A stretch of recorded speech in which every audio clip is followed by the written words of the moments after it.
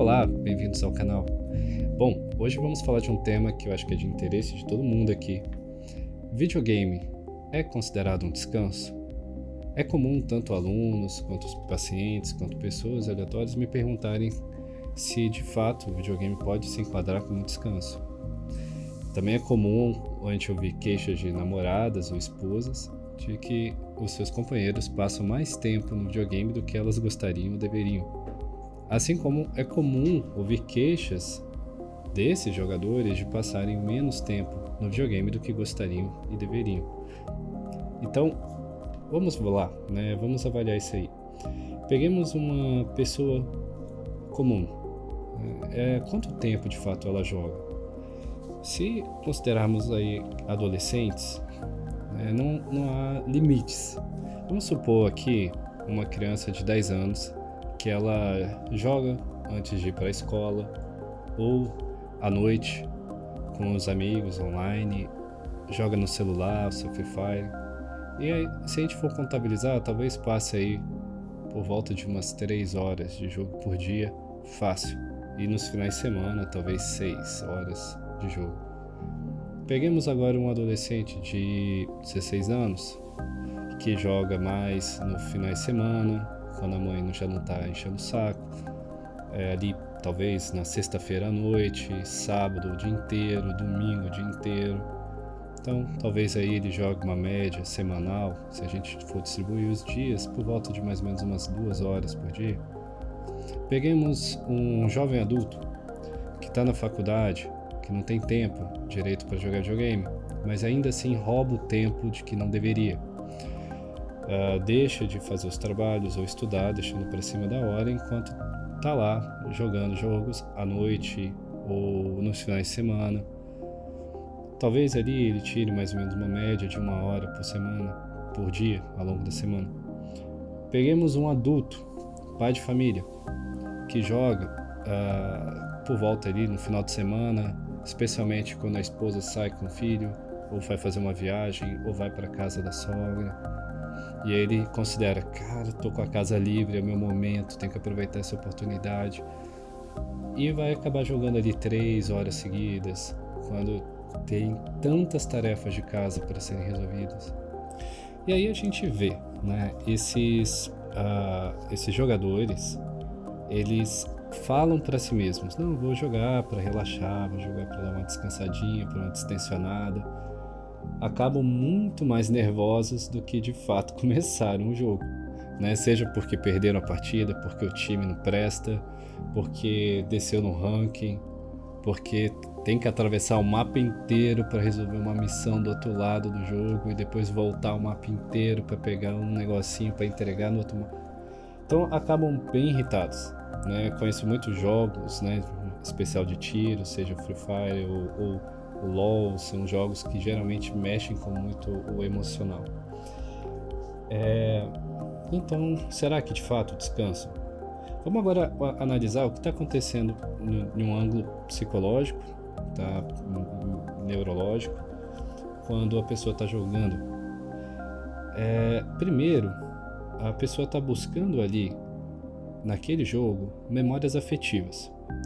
Esse é um primeiro elemento do vício psicológico. Tá?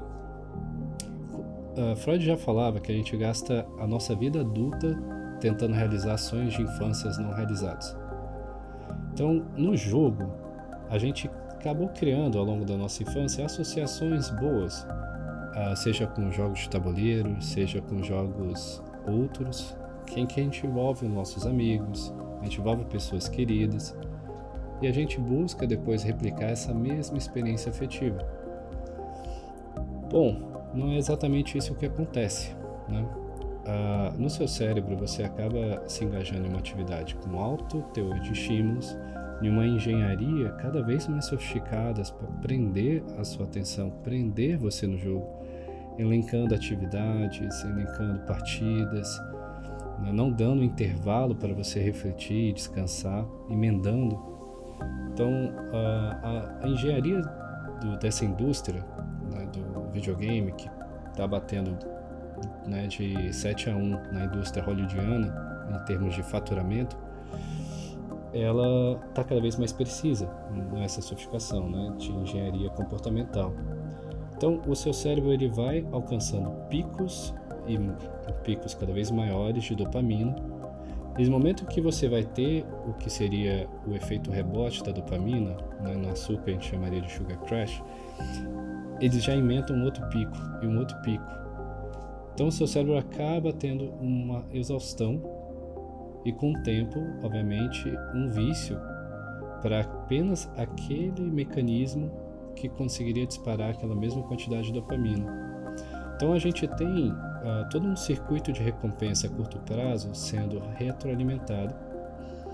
E sabe outros elementos que estão envolvidos com esse circuito de recompensa a longo prazo? Dietas hipercalóricas, pornografia, masturbação, alcoolismo, violência. São estímulos intensos que geram grandes disparos de dopamina e, devo dizer, também adrenalina, e que você acaba, ao terminar uma partida, propenso para pedir um iFood, comer uma comida hipercalórica, ou buscar pornografia, ou buscar talvez uma discussão com a namorada, porque no momento que você sai do videogame, você tem a queda, que seria o sugar crash, que seria o momento de depressão. Então, esse vício, né, esse hábito pode se tornar um vício, e esse vício pode se puxar outros vícios. Outro mecanismo envolvido no videogame é a fuga ou esquiva de pensamentos e sentimentos.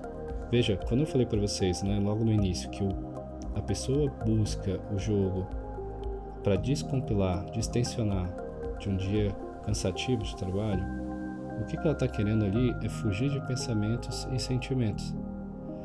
Ela está querendo recorrer a um McDonald's para matar uma fome. Então, a fuga de pensamentos e sentimentos pode criar um padrão, e esse padrão se generalizar a outras classes comportamentais, a outros comportamentos que também levam a fuga e esquiva de pensamentos e sentimentos.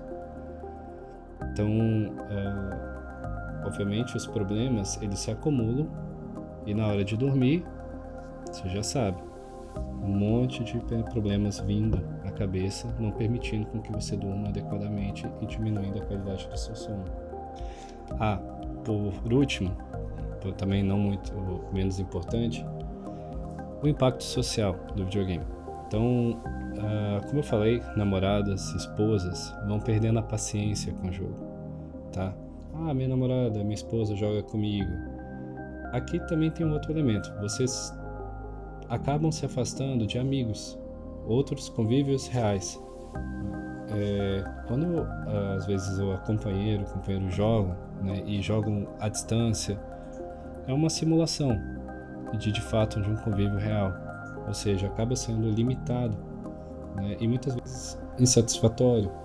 Não sei se vocês já tiveram a sensação e a experiência de sair com algumas pessoas e voltarem insatisfeitos, né, com uma sensação de que não valeu a pena aquela noite.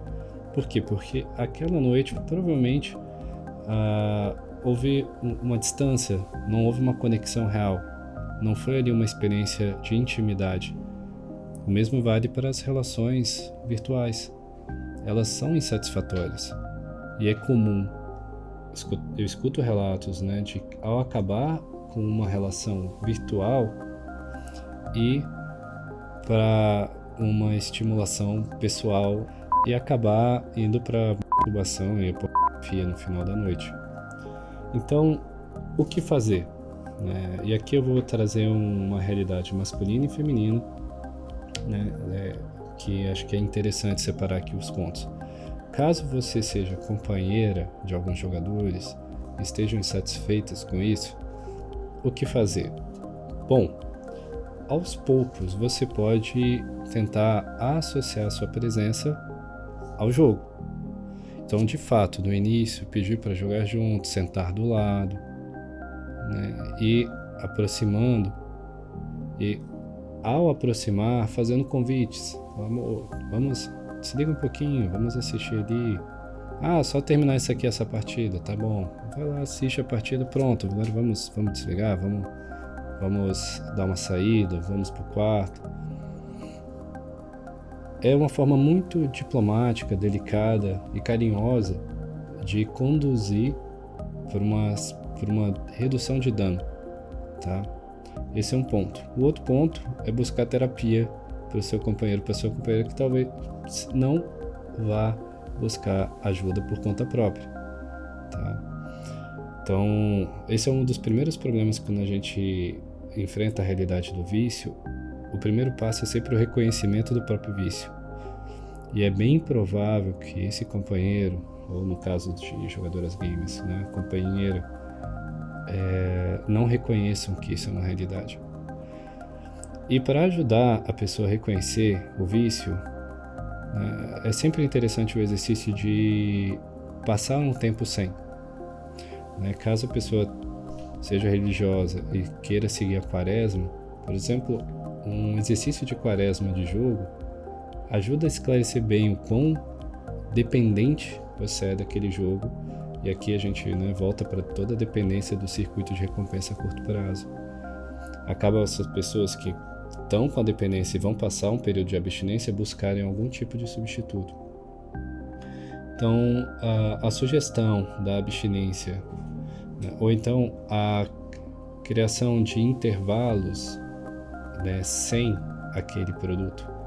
Aqui agora já direcionando também para os jogadores que querem acabar com esse vício, seria aos poucos aumentar o tempo sem contato. Tentemos ficar 24 horas, tentemos agora ficar 48.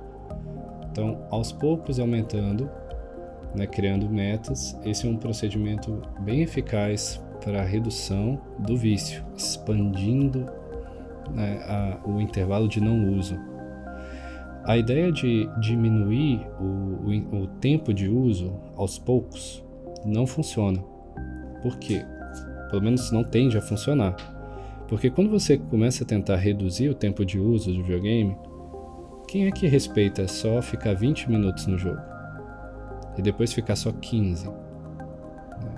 Provavelmente, uma vez que você está engajado no jogo, toda a engenharia do jogo provavelmente vai te vencer. Você provavelmente vai largar esse exercício de lado, porque você entra naquela euforia da dopamina. Então, o espaçamento sem jogo tende a ser mais eficiente do que a diminuição do jogo. É claro que a limitação do tempo de uso também é relevante. Não é à toa, não basta a gente espaçar, a pessoa ficar uma semana sem jogar, mas virar a noite e dia jogando, final de semana inteira jogando. Então, sim, também a limitação do tempo pode ser útil, mas a redução gradual do tempo não é. E que tipo de descanso a gente poderia colocar no lugar do videogame? Que seria que alimento a gente pode colocar no lugar do McDonald's? Não dá para comer McDonald's o final de semana inteiro, assim como não dá para jogar o final de semana inteiro. Então, cheguei em casa cansado, com uma tendência, uma certa vontade de fugir de todos os meus problemas. O que fazer? Primeiro, uma técnica muito útil é você parar 5 minutos, que seja. Você pode colocar no relógio. Assim que você chega em casa, senta no sofá, fecha os olhos e respira. Se preocupa ali apenas em respirar bem e ficar de olho fechado. Você vai notar que o primeiro efeito vai ser a diminuição da atividade cerebral, o seu corpo vai acalmar, você não vai precisar manter o ritmo através de um jogo, tá? Então, esse momento aí de destensão já vai acontecer. Outra atividade que você pode fazer será um ritual de descida em casa. Caso você não queira fazer ou não lembre de fazer esses procedimentos de 5 minutos, você pode chegar em casa e tomar um banho, fazer uma alimentação. Aos poucos você vai reduzindo a quantidade de estímulos. O terceiro, mas eu estou muito angustiado, estou muito nervoso e o jogo vai me ajudar a parar, a cessar meus pensamentos, porque eles estão muito destrutivos e agressivos. Ótimo! Que bom que você percebeu isso. Então, você já está meio caminho andado. O segundo caminho agora será você parar e escrever esses pensamentos e sentimentos, para que eles tenham uma certa linearidade. E você vai entender exatamente o que está acontecendo. Preciso escrever? Eu, honestamente, André, prefiro gravar. Eu ligo meu gravador e começo a falar. Monto um grupo comigo mesmo, no WhatsApp, e começo a mandar áudio. O que está acontecendo? Tô com raiva porque cheguei em casa e tinha tais problemas ainda para resolver. Meu chefe encheu meu saco, aluno. Então, ao escrever ou ao refletir, você vai notando os elementos de frustração e você acaba não recorrendo a esses mecanismos autodestrutivos, ou de autossabotagens, que são os vícios, que acontecem quase sempre que a gente está frustrado, seja com relacionamento, seja na profissão, seja em casa. Então, aqui algumas dicas, tá? Obviamente a aplicação dessas dicas podem ser um pouquinho tortuantes, mas em um processo terapêutico a gente pode ir acompanhando, mudando alguns elementos, seja qual for o seu terapeuta ou a abordagem dele, ele pode estar atento a nuances que provavelmente você não está, identificando padrões que provavelmente você não vê. Então, busque ajuda, busque terapia. E é a solução, tá? A solução. Se você conhece alguém que já passou por esse vício, ou esteja passando por esse vício e queira contar a história, pode escrever aqui abaixo no comentário. E caso você queira mais dicas sobre descanso e acompanhar a nossa produção, segue aí no Instagram, o link está aqui no vídeo. Eu espero vê-los no próximo vídeo. Até lá!